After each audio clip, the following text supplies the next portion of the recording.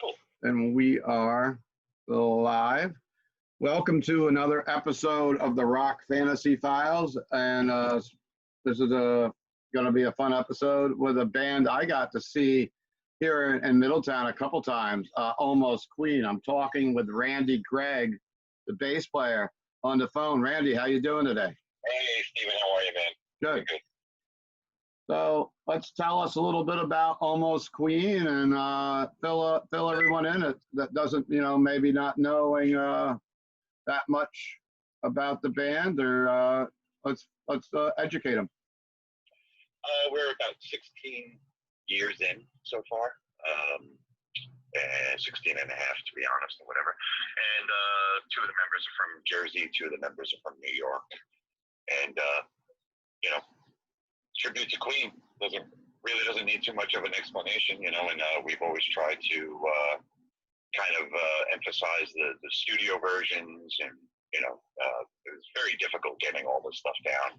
Queen is unlike any other band I've ever even tried to play, it's so intricate, the music, and then there's the harmonies and stuff. So in order to make Almost Queen work, we had to make sure all four guys could sing and we could pull off somewhat studio vocals in a live situation, and it's worked out for us for 16 years. For sure. And who are the members of the band currently right now? So the singer is Joseph Russo from Jersey, and plays piano and sings, and Steve Leonard is our guitar player, also from Jersey. Yeah. And Steve, funny enough, because we had an original guitar player the first couple of years, and Steve began to sub for him when our original guy couldn't make it. Sure. And then there was a time that I was out on tour, and Steve would actually play bass also. So like one week he played guitar, and next week he played bass. 2 weeks later, play guitar. So he kind of knew the ins and outs. And when it came time for our guitar player to depart, it was pretty simple to just, Steve slipped right in, and it was just fantastic. And our drummer is John Capadona, Long Island native, and John's been around for years. I actually knew John decades ago, around the scene and stuff like that. But the band was put together. I was not in the first 6 months of it happening. So the band had started with a different bass player, and had some complications or whatever, and I wound up coming off tour and being told by a tour manager, "Hey man, this is Queen band that's happening now, and they need a bass player." I just kind of laughed because Queen has been one of my favorite bands since I was 5. It was the first band I ever heard when I was a kid. I was about 5 years old or whatever. Okay. So when it came to that, I was like, great, I'll play when? They go tomorrow night. I'm like, oh my God. So I went in and I played, off the top of my head, I played around 16 to 18 songs with them. And not a lot of vocals going on in that first rehearsal, but I think they were a little, taken back of the Queen fan that I was, and it just kind of worked. Immediately, everyone was like, yeah, let's play again. And then the next week we played, and that was, then we went into history after that.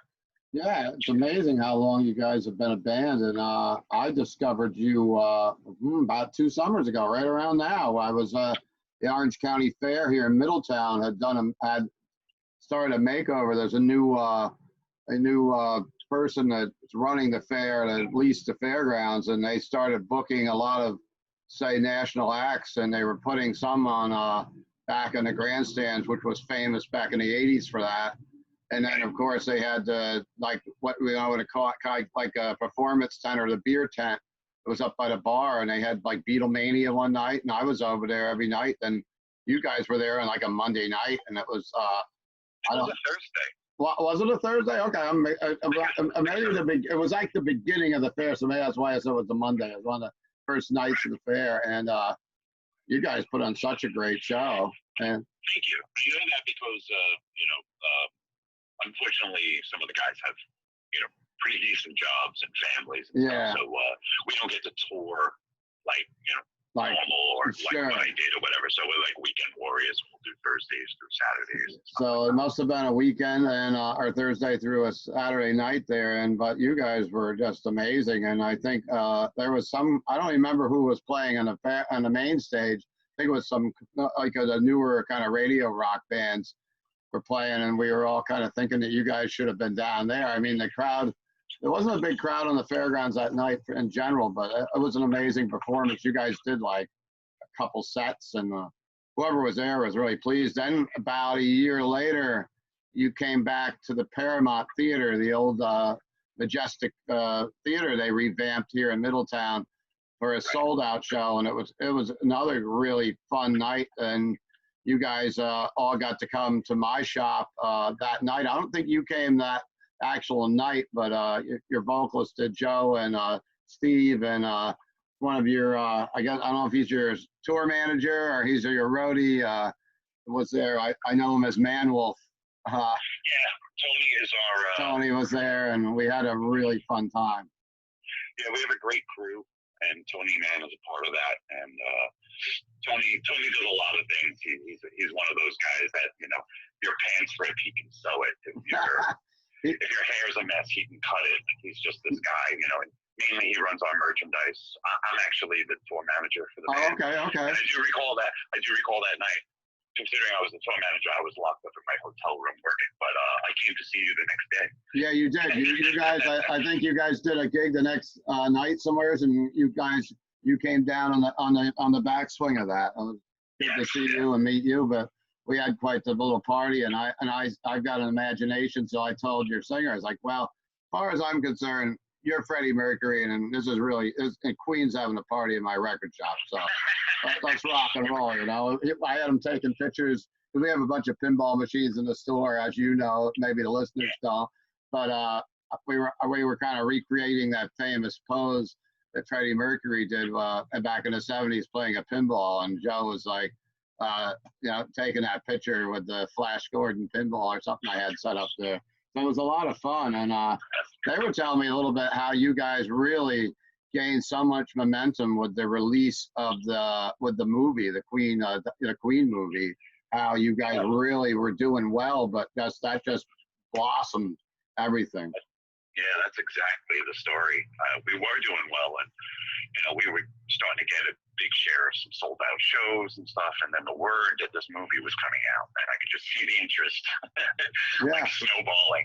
And then as soon as the trailer hit, you know, I used to also book the band, and it got to the point where it was so overwhelming that I had to kind of turn it over to a booking agency, because it just became like, I can't even tell you the amount of, in a week of that trailer, the amount of inquiries we were getting and stuff. So we went from selling out a few shows here and there to just selling out everything, you know. And that movie did really bring out a lot of, like, you know, new fans.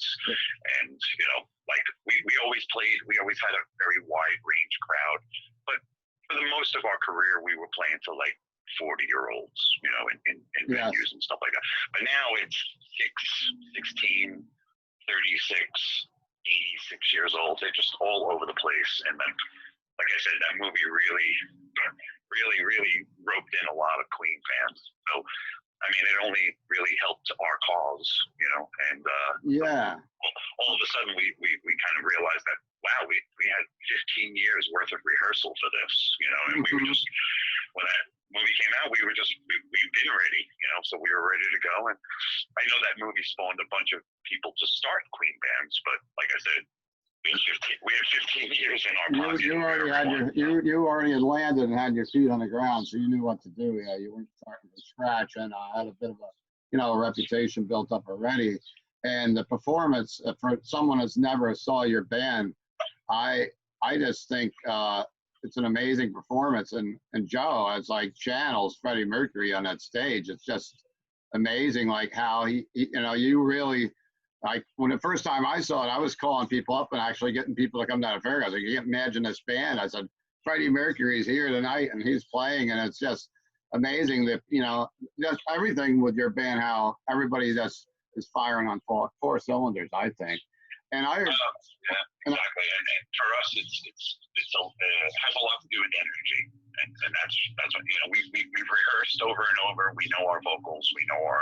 parts that we're playing and everything like that. But when it comes to stage time, it's time to convey what Queen did in 1978 or 1981 or whatever year you want to pick.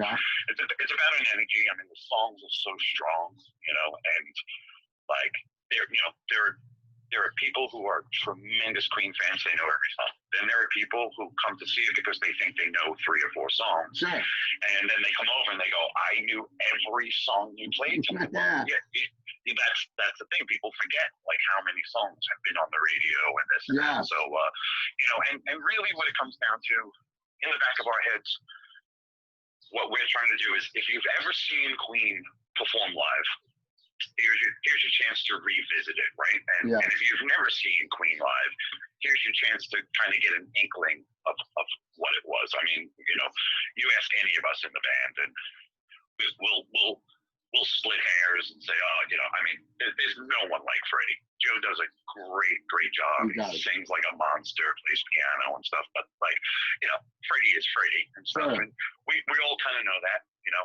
And I think that's why we always go back to the joke. This is why we called the band Almost Queen. There'll never be another Queen. Ever, ever, ever. But if we can pull it off for 90 minutes and make you feel like you've witnessed a Queen show, then that's the mission right there. I think with the release of that movie, it wasn't just even about Queen. It was about getting a whole nother generation of kids into rock, into classic rock. And I mean, if they were getting into Queen, they might have reached over and said, hey, you know, what's this Led Zeppelin sound like? Or, you know, Black Sabbath, or, you know, or The Who, or just got them into, because I sell a lot of used vinyl and new vinyl to a lot of younger kids. And I, you know, even, I'll go as far as even like including like the Guardians of the Galaxy soundtracks of like, all those, you know, 70s hits that I grew up on. And then going to like the neighborhood bar and having like one of the girls that works for me is a bartender there, and they're all singing along. I'm like, well, how do they even know these songs? And you start to realize a lot of it is from movies, but the Queen movie really put it over the top. So you guys do a little charity work with some of your stuff for actual, you know, with Freddie Mercury's cause. Maybe you want to fill us in a little bit about that. Yeah, it's called the Mercury Phoenix Trust. You can check them out at mercuryphoenixtrust.com. And what it is this was put together by the members of Queen and their management, Jim Beach. And it's a charity to raise money to fight AIDS worldwide. And what we decided to do years and years ago was, you know, we started coming up with some merchandise and stuff. And then after that started to work out, we decided, let's just donate all of the proceeds that we make from all of our merchandise. Oh, wow. You know, okay, I wasn't aware of all of it. Yeah, wow. Yeah. I mean, you know, we use that merch to restock stuff and this and that, but that's solely for us making a donation to the Mercury Phoenix Trust. And over the years, it's just been, you know, look, it's on our part, we wanted to give something back, you know, like here we are, you know, and, you know, we're performing, and, you know, you can call it a job if you want. Obviously, we get paid to do this and stuff, but it really comes down to like us, like what mark we can make. You know what I mean? It's not about just getting in and playing and getting money, and it's about like, you know, like for a couple of the members in the band, including myself, Queen has been a staple in my life. Like, you show me a photo of Freddie Mercury, I'll just bust into tears. Like, I love Queen. We love Queen.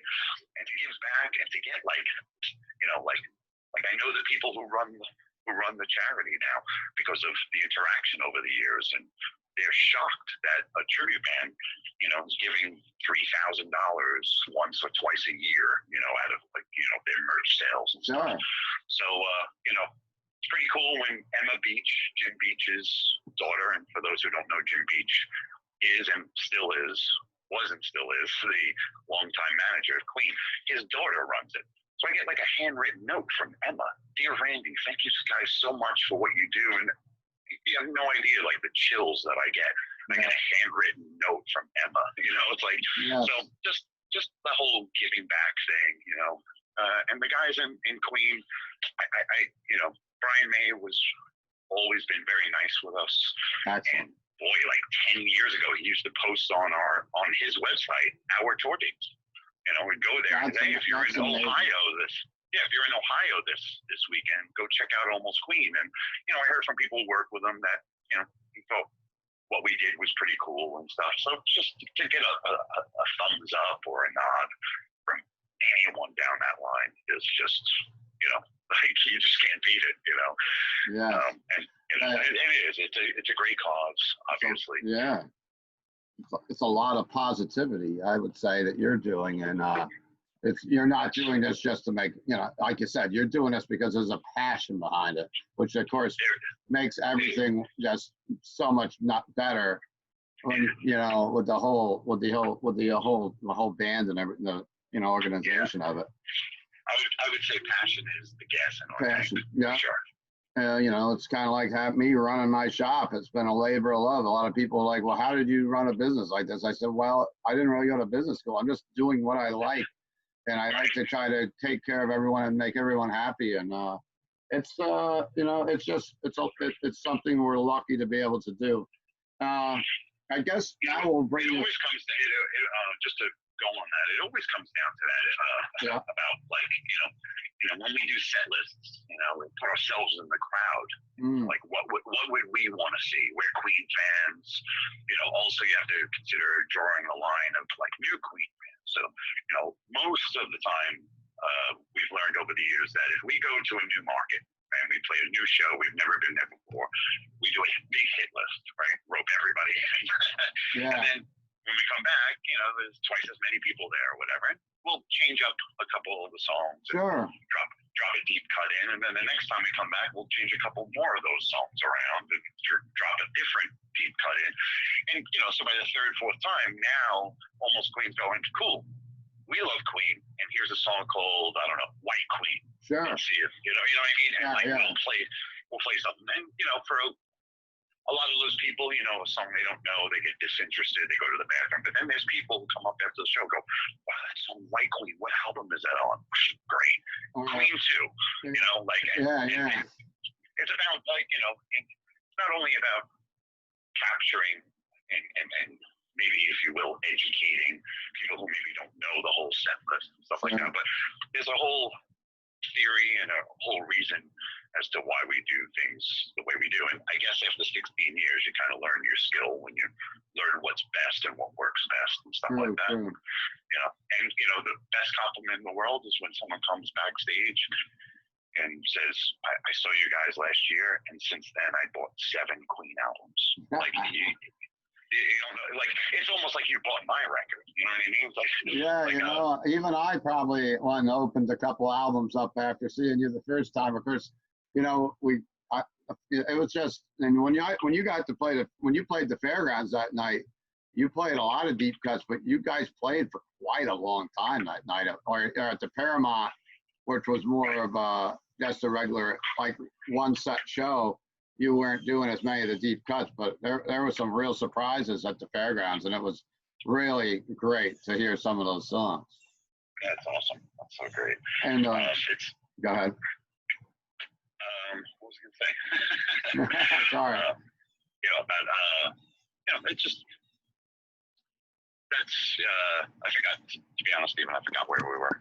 Well, we were just kind of talking about the set list, and I guess, well, if we want to move on to something else, I've been talking. I started this web show a few weeks ago.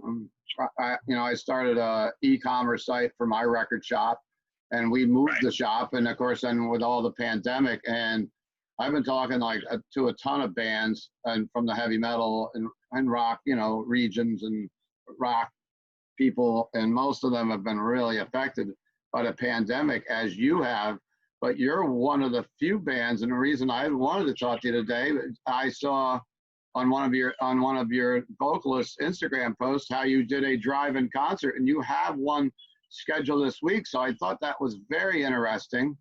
And it's very positive that you guys are actually getting out and being able to play some shows during these horrible times. And I think it lifts a lot of people's spirits that they can go and see something like this, like anything out of, you know, anything of any sense of normalcy, even if it is in your car and something safe, but going to see a live band, and it's just, I just figured we'd talk a little bit about how the pandemic's affecting you, and we'll talk a little bit about your gig this weekend in Wilkes Barre at the arena parking lot. Yeah, it's definitely affecting everyone, and it's crazy times going on.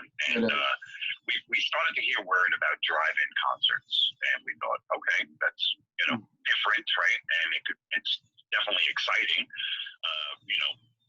I'm not, being with what's going on today, you really can't have what happened 6 months ago right now. So, no. Like, you do the best with what you got. And we started planning on them. And then we got a call from the town in Long Island that was having trouble with the band that they had. They were quarantined. They couldn't come. Oh, okay. Can you guys play in 2 days? Like, we haven't seen each other in 4 months. We haven't played.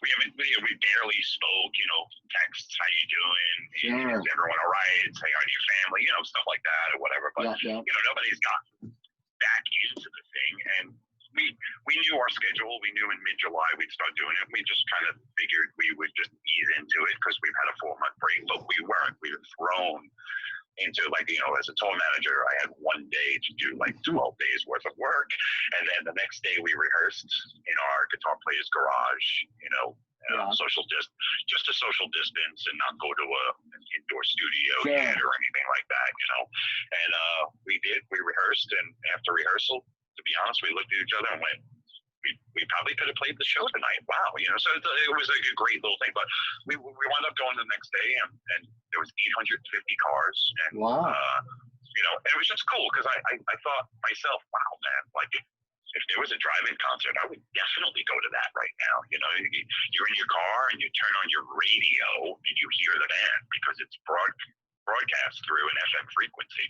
So it's just like, I know you remember the old drive-ins when you had the speakers and you hung them on your window, sure. Right? But now, I guess late, like early 90s, some of those drive-ins that were still left open went to the FM frequency. So now, we play, and it goes into the board like normal, and instead of going out to a PA, it goes into your car. And we just thought, cool. And there's screens on the side, and the camera work was great.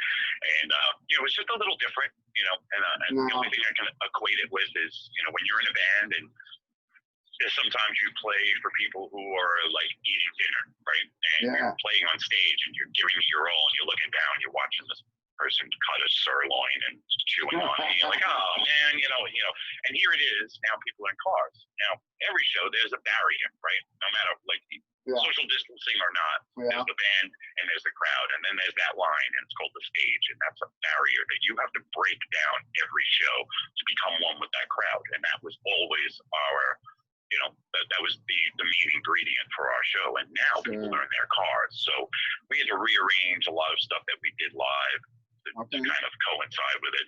And we did that first one, and it was unbelievable. The whole band loved it. Everybody loved it. I got great responses from people the next day in the crowd. Musician friends of mine saying how great it sounded. Cool. It was like listening to Queen on my radio and watching you guys lip sync. That was one thing I heard, and I was like, that's just awesome. So it was great. So this Friday we're doing Wilkes Barre Arena, and we've in the last week or so we actually we made a brochure to give out. Okay. So if you go to, it's just a trifold brochure, and it's like kind of like a brochure means like a tour book in a way or whatever. Just something that we can make up and give back to people and try to break down that barrier and stuff. And we're also going to throw in some glow sticks and magnet, just like a little almost Queen goodie bag for everybody. Well, that sounds cool. Hopefully a bumper sticker for the car too. We were up in the air between stickers or koozies or buttons, and we wound up going with magnets. Cool. Well, there are still a couple drive-in movie theaters up here by us. There's one in Fair Oaks, which is a couple, like 5 minutes out of town, and there's one in Warwick. And I haven't been in years, but the one unique thing we do have up here, we at the Speedway where you guys played, if you remember, they have this, the racetrack. There's a drive-in section there, and they broadcast the announcers from the races through the radios there. So that's something that I've been going to, because I've been passionate about that for years since I was a kid, watching the dirt track racing, and that's one of my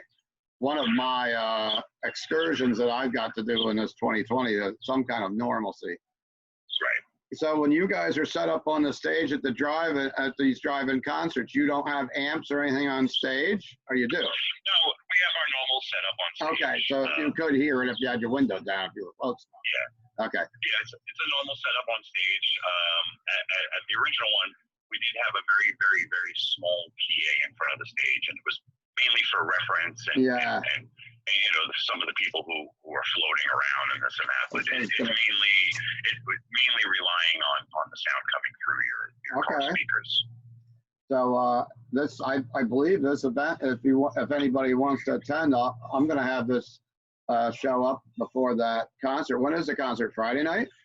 It is, yes, the 17th. 17th, and you can buy tickets on Ticketmaster, I believe. Yes, you can. Yes, you can. Okay. You can go right to almostqueen.com. Okay. Go to the tour page, and it'll be the first date that's up there right now. And there's a few more, and we're waiting for, you know, some of the other drive-ins to kind of, you know, jump on it. Like, you know, obviously this is something that people aren't prepared to do. So it's something that everyone's learning, and a learning curve. Yes, right, exactly. Venues people I've already worked with at venues are now doing drive-ins, and we just laugh on the phone like this is just, you know, it's a different thing. So, you know, this is not that and that's not that, but this is what we can do. Okay, cool. And it's all just to get out there and a big note, Pennsylvania just okayed tailgating. So this show Friday at Wilkes Barre Arena, if you're planning on going, you'll get a spot for your car, and you'll get the spot next to it to sit outside in chairs. Oh, that's awesome! So you could bring a boom box per se, if you have an old boom box, and put the frequency through the boom box, I guess, too, like the real old days, right? We do that, but what's great is this means that you know, as opposed to our first show, people were in their cars. Now you can get outside. Wilkes Barre, people are going to be outside their cars. We're going to be able to hear you guys singing. We're going to be able to hear you clapping and all that stuff. It's another step to break down that barrier. So we're looking forward to Friday. A little bit, just a note on the Speedway. That's what goes on in the Speedway. You know, a lot of people don't want to sit in their cars because it's a nice evening, summer evening.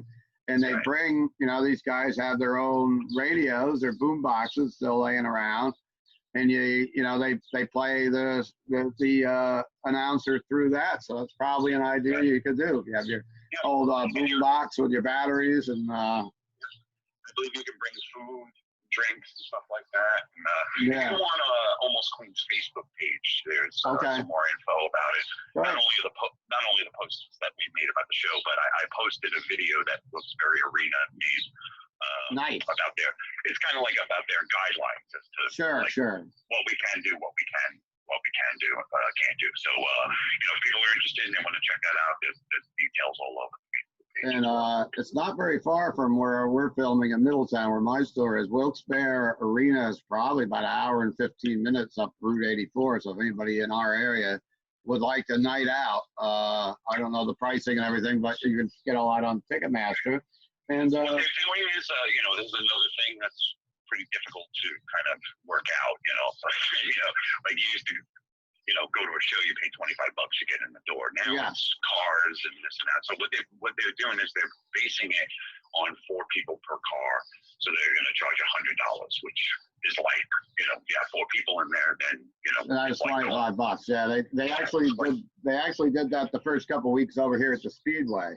That was $100, and then of course if you were social distancing by yourself, you'd have to spend the $100. But some people are probably willing to do that just to go out right now if they have the money. Well, you know, at that last show that we did, there were many people who came with just as a couple, you know, because then again, you know, and that would be for me too. If even a bunch of my friends were going or whatever, I'd be like, well, it would just be me and my girlfriend in my car. True. They were driving. I agree. There was a lot of date nights coming, and there was actually a good handful of people who showed up just by themselves in their car, who just wanted to get out for the night or whatever. True. So, but I mean, the more the merrier. You know, if two people are into it, rope two other people that you feel safe. Sure. Someone you're safe with. Great. So that sounds like a good plan. It's something positive in 2020. Let's talk a little bit about, Randy, about your past history with bands. You've been in a lot of interesting groups. I know you played for Thin Lizzy. You've done some stuff with Dee Snider and Angel. So maybe go through the little history with us if we got the time. So. Yeah, I was originally in a local band, if you will, called Garlic, which we did 2 albums and stuff. And during that time, I got an offer to play with Angel, who I was a big fan of Angel my whole life. Sure. So when that happened, I just laughed. I was like, are you serious? Like, and you know, even the guys in Angel laughed because they learned how much of a fan I was, and I just knew everything. I mean, I used to do interviews with Frank DeVino, and Frank would literally on the radio go, "Oh, Randy will tell you about this." Like, I knew so much about that band. So I jumped into that. You know, we did a little sporadic touring here and there and this and that. And while I was in there, I wound up playing with Dee Snider from Twisted Sister. Nice. It was just a few shows, you know, like, but it was great, and it was great to get a nod from Dee Snider, man. Like, you know, like I wound up getting a little respect from that guy, and you can't ask for anything more. And then, I moved on and went into Thin Lizzy. I played with Thin Lizzy for like 2 years, and this was with John Sykes and Scott Gorham and Michael Lee on drums, which he was just a monster drummer. But playing Thin Lizzy songs every night, man, you couldn't chisel the smile off my face. Yeah.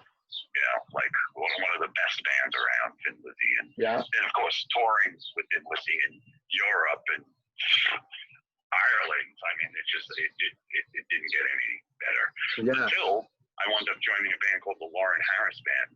And, and it turned out that Lauren's dad is Steve Harris from Iron Maiden. So of course, I was talking about you were in with the Iron Maiden camp there a bit.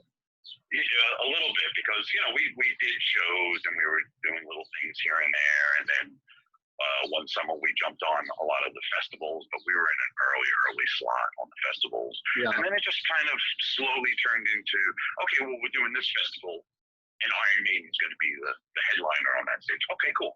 And then it started going that we started to tour with Iron Maiden. I remember that. I was at a couple of those shows, I think, in the States here. Yeah. Oh, great, yeah. So, like, you know, it was like our first tour with Iron Maiden was in Japan, you know, so one of the first shows there was Budokan, and I'm a huge Cheap Trick fan, so playing Budokan. Yeah, forget about it. We did everything with that tour. I mean, you know, Budokan, Earl's Court, Madison Square Garden, and this was during also the time that Iron Maiden was doing their airplane tour. And that's right. And the movie, too, the Flight 666. Yeah. You know, which I'm credited on, but you don't see me. You see my guitar case in that movie more than you see me. But it wasn't about us. I'm not complaining or anything like that. But to be on a tour like that, be on an airplane, your own seat, and like I couldn't even stretch out and reach the seat in front of me. It was like being in first class. Nice. It almost ruined my life, because after I did two of those tours, and then I went to go take a plane, and I went, I don't ever want to be on a commercial flight ever again. I'm so spoiled right now. But you know, with the Iron Maiden guys, it was unbelievable. I literally used to sleep at Steve Harris's house. You know, it just makes sense for me to not come home for a week or two or whatever. You know, and you know, it's crazy being in that house. You know, when you grew up on Iron Maiden, and I went to go see the Power Slave tour in 1985, 86. I was the 15th row. And then I'm in Steve Harris's house, and I go to the refrigerator to grab a beer, and what's next to it? The Sphinx from the Power Slave tour. It's just like all over his house. Still like all these things, all the stage sets and everything like that. Just unbelievable. But mostly I have to say Steve Harris is the ultimate nice guy, and I've never met such an amazingly beautiful person in my life. And he's just, there is no rock star in that guy. There's no attitude in that guy. And it's just, you know, it's a breath of fresh air, you know. You meet a lot of rock stars and stuff. And, you know, attitudes and stuff like that. So it was just nothing but a great time. And that was like probably the best band that I've ever been in that got along very well. We were real family for like years. So, and that's something to say, because you know how bands are. Yeah, for sure. That sounds like a really good time. Being on the Iron Maiden jet was amazing. Right? I was even in the cockpit for like a whole flight, which is a big no-no these days or whatever. But yeah, man, it was like picture you're the biggest band on the planet and you're going out and doing a tour, but you're not in the biggest band on the planet. That's basically what it was for me. Yeah, for sure. What got you into rock and roll? I mean, I'm actually filming this outside. There's like I don't know if there's a lot of background noise all of a sudden. I was going to do it in the house, but anyhow, here I am. That's all good. Yeah. Again, when I was a little kid, I remember hearing songs and this and that, but I had a neighbor around the corner from me who would play records for me. And one day he put on Tie Your Mother Down. And I froze. And obviously my jaw was on the floor because all I remember is him looking at me and go, "Oh, you like this? Hold on." He switched the record. He put on Bohemian Rhapsody. And that was it. I was done.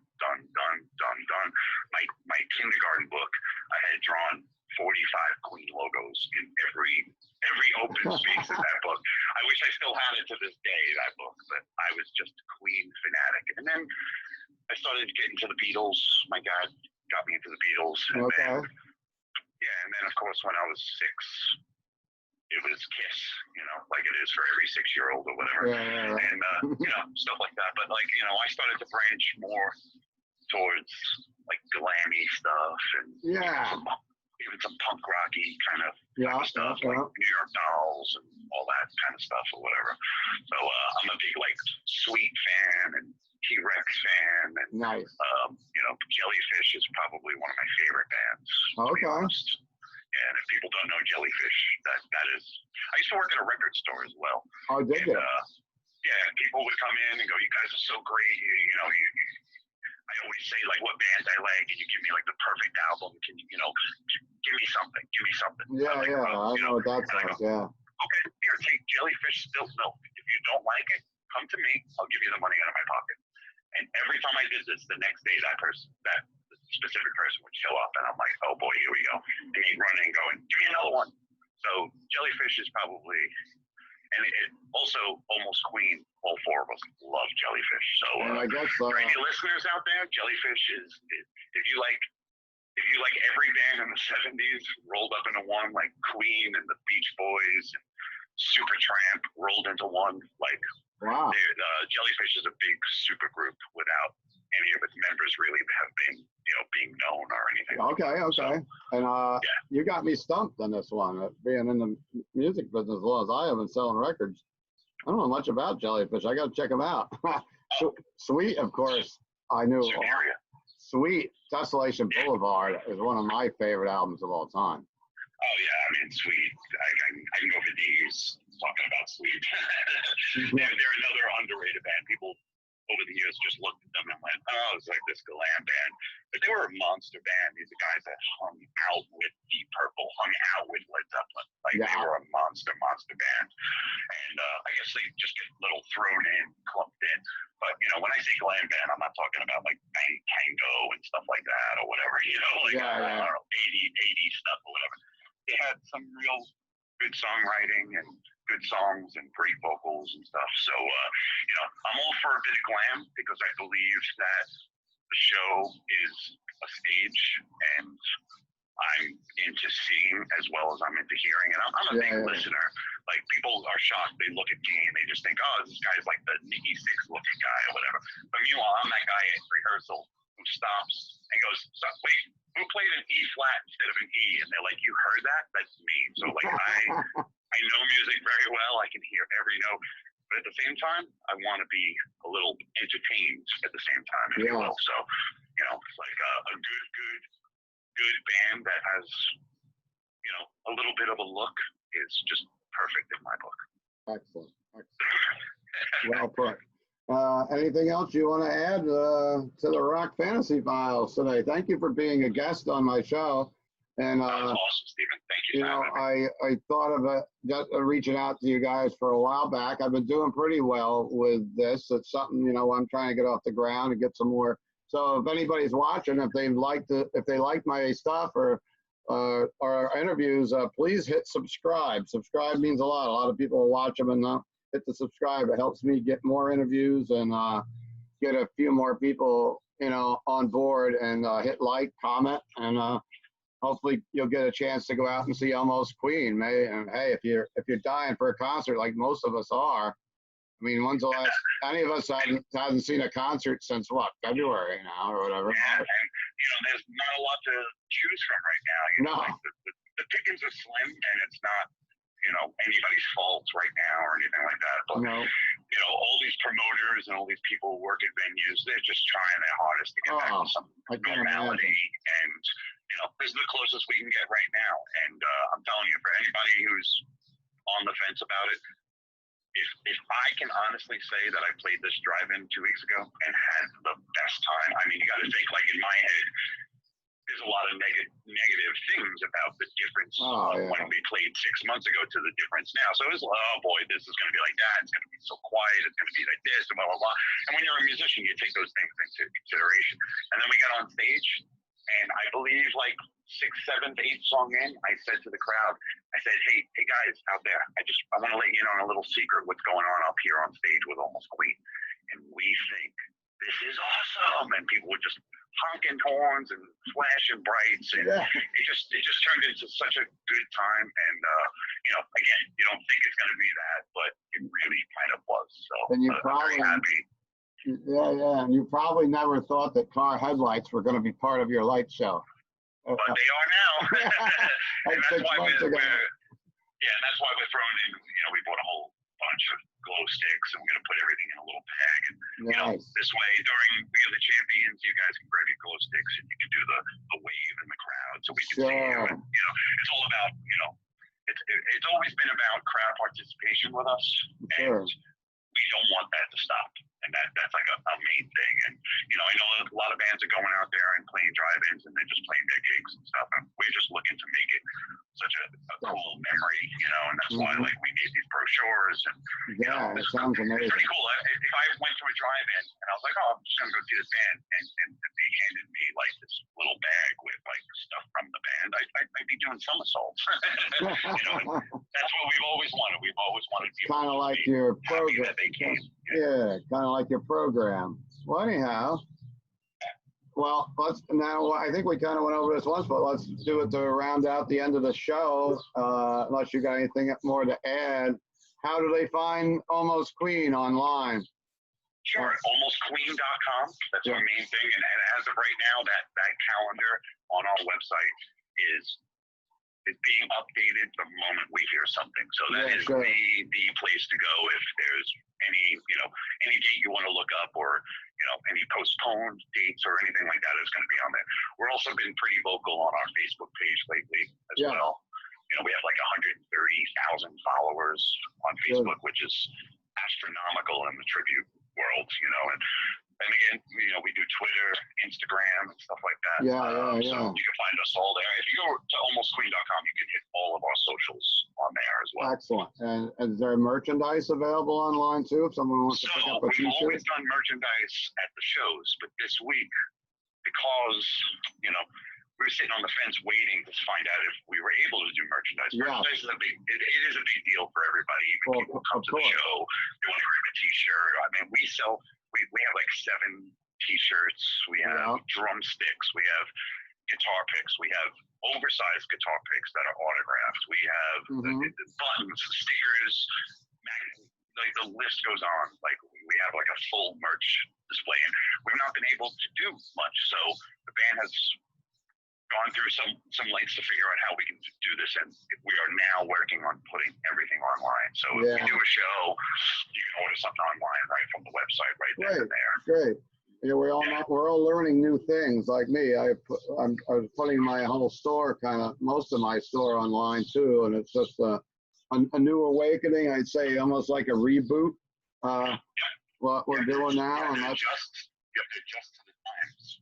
And let's hope a year from now, next July, that we're back to hitting the county fairs and seeing some shows at the PNC or Bethel Woods and things we normally do in the summer, right? Yeah, normally.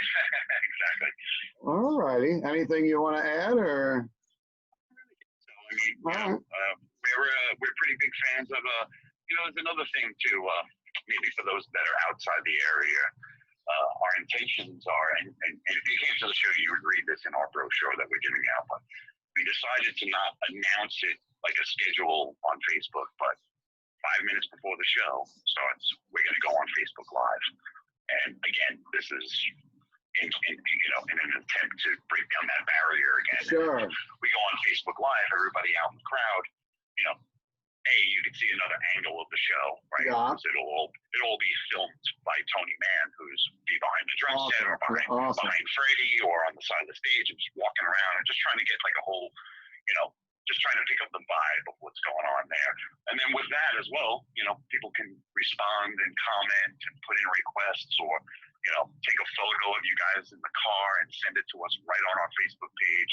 All of our texts are going to be on there, notifying us, hey, Sarah said this, so we this way we can have a little bit more of a conversation between everybody. Yeah. And then again, for those lucky, I don't know if you call it lucky, but for those at home who happen to, pass our Facebook page and see that we're on Facebook Live, obviously they're invited as well, Awesome. So, anything we can do to have a conversation with you guys, we're trying to do it. Great. Well, thanks for being with us today. And this video will go up on Wednesday, the 15th. And I'll share you over some information so you can share it around if you like. And thanks for coming on, Randy Gregg of Almost Queen, Thin Lizzy, SMF, Angel, Lauren Harris, Garlic, it goes on, Punky Meadows, just rock and roll. Yeah. Thanks for giving us some time this afternoon, and I'm going to wrap it up right now. Okay. Thanks for joining us, Rock Fantasy Files. Subscribe, like, chat, whatever else. Rock on. Get some rock and roll with Almost Queen. Thanks.